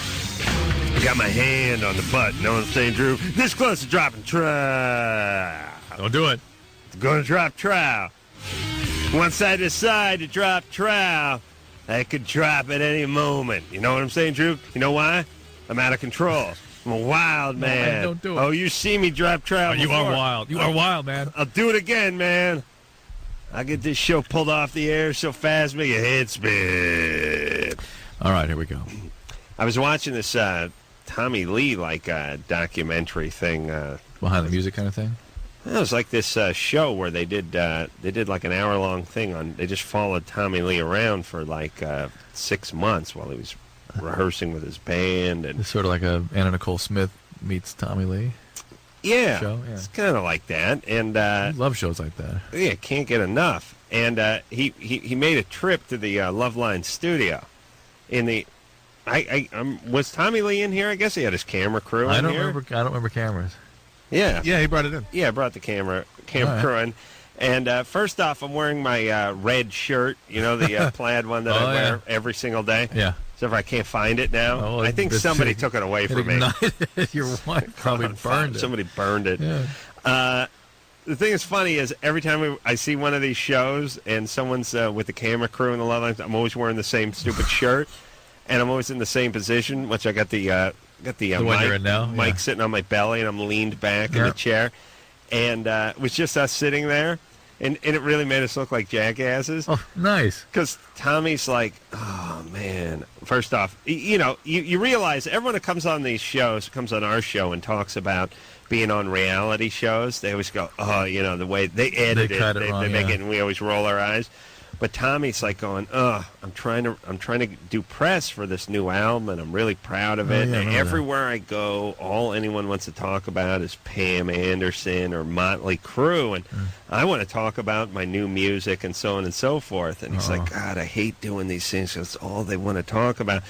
So now I'm thinking. My wife TiVo'd it for me and said, you're in this thing. And I knew what it was leading up to, and I thought, we wouldn't ask about, we never ask about anything that's relevant or current or whatever. That's the beauty of this show. Yeah. We usually don't know, we're not familiar with a lot of our guests. You were in Motley Crue? What'd you play, bass, dude? Who? That's what did you do? Launch right into some questions? about Motley Crue? Wait a minute. You're Vince Lee? Okay, so you're not the singer, though. You had got sex with which one of the Baywatch chicks? That's how the show normally goes. Yeah. And, keeps it fresh. Mm-hmm. And so I'm sitting there, and you're sitting there. So anyway, we come on the screen, and I'm falling asleep in my chair with my belly, with the mic on my belly. I'm wearing my red shirt, and you're just sitting there looking like an idiot. And Tommy's sitting there, and they go to one of the calls. So it's not us asking it, but someone like, dude, what about Pam? And Tommy, shaking his head, and then it's right back to the limo where he's going, oh, I can't stand doing all these shows. And I thought, that makes us look great. Oh, Doesn't make us look great. And the other thing, I thought we had a nice time with him that last time. we did have a nice time with him. We always have a nice time with him, and I'm sure he had a nice time But they had with to, us. They had to create their story. But they were making Yeah. a story Yeah. of Tommy is always going out on Right. press, and all they want to know about is Pam Anderson. Right. So in order to make it seem like that's going to follow the storyline, they have to creatively edit it. When they in couldn't fact- show him sitting here and having a good time. Right. As I recall, he was saying he likes this show because everywhere else, that's all he talks about. Yes, but that hurts I the know. story. I know. I understand. But here's the thing that I'm starting to realize, and maybe I should have realized it earlier, is even these so-called sort of documentary or real-life things can be edited in any way you want them Of to be course. edited in Of order course. to create a storyline. Yeah. So we got victimized, Drew. There you go. Yeah. The other thing I learned from watching this thing is he went on the show Rockline. And I know you've been a big fan for many years. Yeah, it's way back. And Gino Michelini? I'm not sure if that's him or not, but the point is the studio. Yeah. Out of a movie. He went right from Rockline to this studio.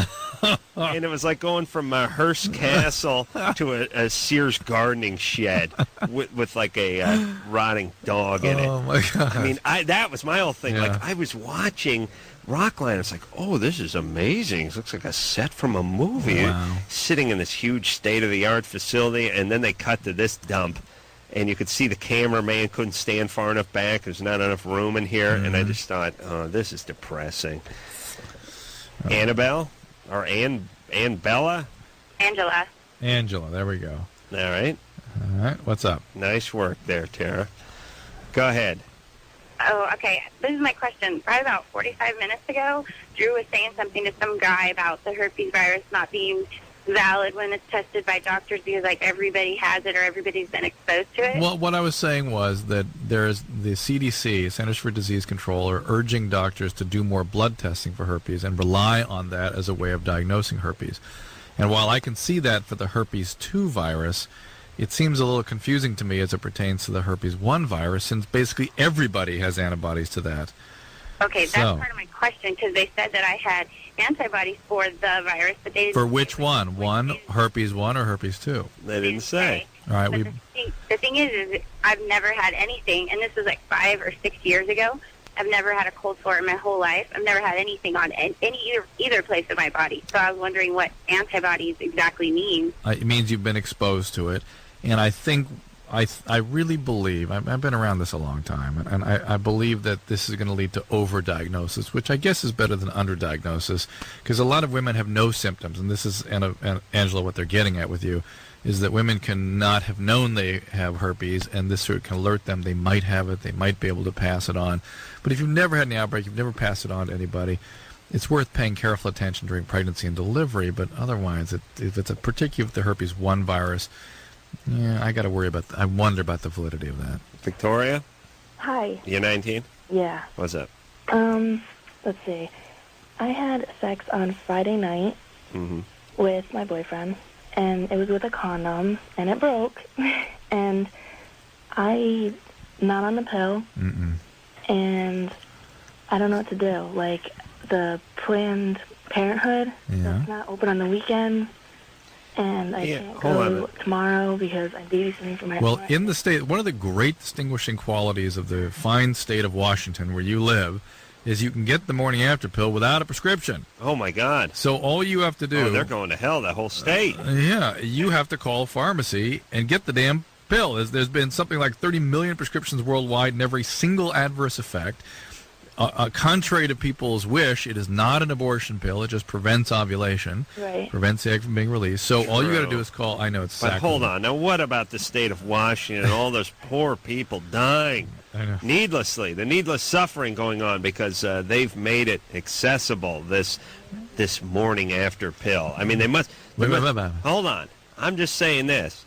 This has been legal in the state of Washington. I mean, you can get it without a prescription for how long now? Been 2 or 3 years. Must be huge repercussions. Well, huge. All those. Well, here's the repercussions: teenagers having sex wildly with no consequences. Yes. And all those pregnancies aborted.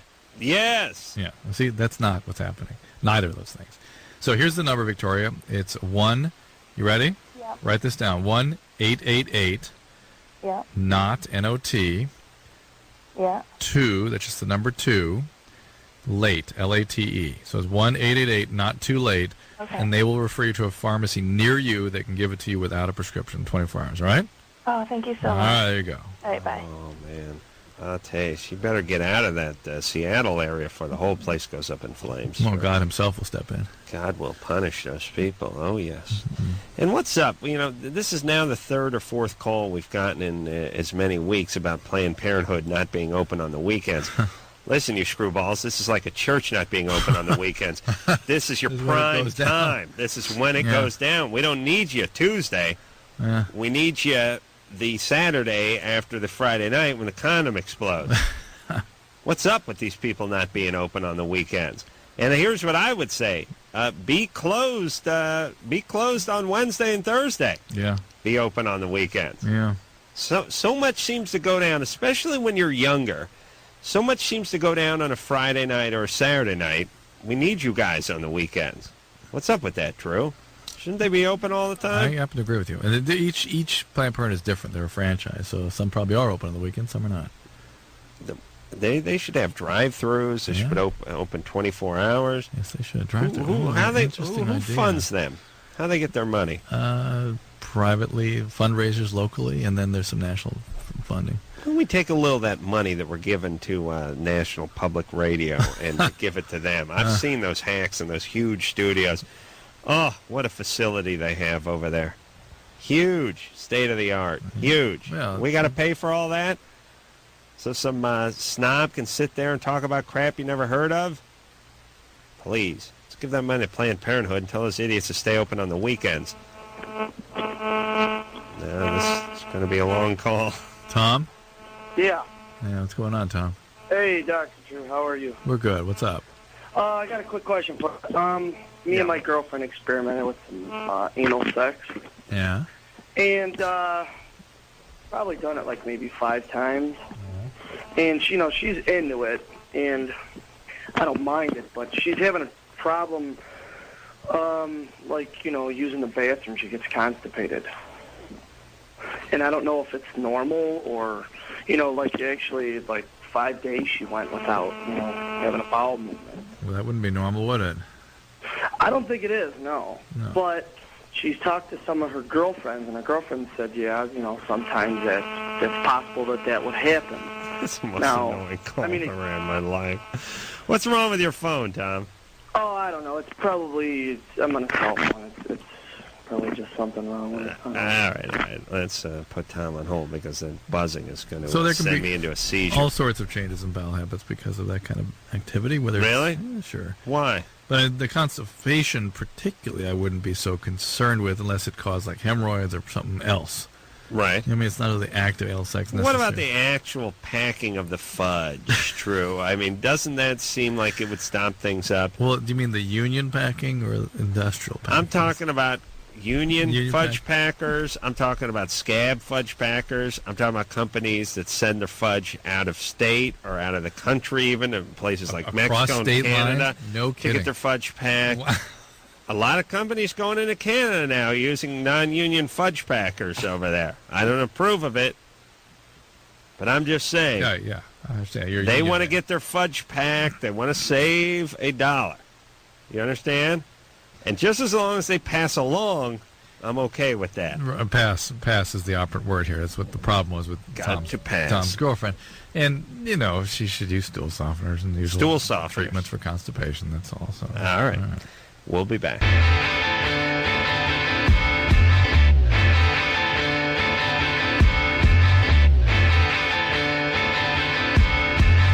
Hey, everybody, it's Loveline. All right, Drew, get these nuts away from me. I'm going to eat too many of them. Well, you've already finished them. There's none left. What are you talking about? You're a doctor, Drew.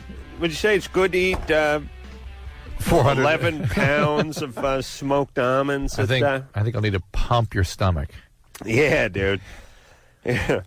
Who was on our show that was thinking that Rod Stewart had his stomach pumped? It was just last week or something. Somebody who believed that, yeah. Yeah, just kept saying it. And I was like, no. It's like, yeah, but dude. What about that? What if he took on 10 dudes in one night and he had to have his stomach pumped? Who was that? Was it Joe Millionaire? It seems like something that Evan, Joe Millionaire, would say, but I don't know if Joe Millionaire's heard of Rod Stewart. It's bugging Anderson now because he remembers it too, and it was more recent than Joe Millionaire. Yeah, it was like the 10 days ago. Week before last. Yeah. Anderson, fine dude, maybe from a band.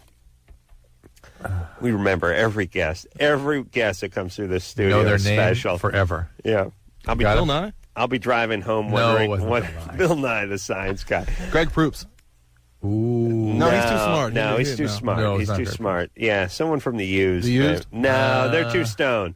Might have been. I don't know, because I don't even know if they would have. Then we got to keep figuring this out. Ashley? Yeah. You're 18? Yeah. What's up? I was masturbating the other day, and when I finished, my fingers were all bloody, and it's not my period because that happened 2 weeks ago, and I'm pretty regular. And this is the second time it's happened, and I'm really kind of freaked out. Well, for some women, are you on birth control pill or anything like that? No, I'm a virgin. Any medication? Mm-mm. Well, for some Maybe her women, hymen broke. No, it wouldn't happen twice. Well, this is not like the first time that I've done this, and I've had guys go down on me and finger me and stuff. So I don't think that's it. all right. But for some women, sexual activity will cause bleeding. You may be one of those folks. And sometimes there can be other things, polyps and things that can cause instability of the lining of the uterus. What happens? The blood gets engorged down there and it spills over, sort of. Spills over and starts leaking through? Yeah, basically. Oh, man. And it's not uncommon, Ashley, at all. But have you ever had a pelvic exam? No. I think it's time to do that. It's time to do that. Because it can be a bunch of other little funny things, all of which are treatable. And you ought to get looked into. But don't freak out. It's nothing you should freak out about. Very, very, very, very common. When are you going to give up your virginity? When I meet the right guy. Oh. Could I have it? Thank you. Could I have it? I love you, Adam. I'm jealous of your wife. Yeah. Well, you could have had it. See. Oh, but you would still let me have it, right? Depends. Yeah, all right, baby. Just stay fresh for me. Okay. All right. And Let's see a doctor. Yeah, I was going to say I bring by my own person, but and travel with a gynecologist. Was it Ron Jeremy? It was Ron Jeremy. Was it? Yeah, I think it was. Yeah, it was Ron Jeremy. Right, and it was funny because Ron Jeremy, who was really, it's funny. It's funny you do stuff like with a guest once in a while. You try to steer them a little direction. Like I was saying, people don't get their stomach pumped anymore. Right. There's all this story about Rod Stewart sucking up so much semen that he had to have his stomach pumped. Remember that wives' tale? And Ron was like,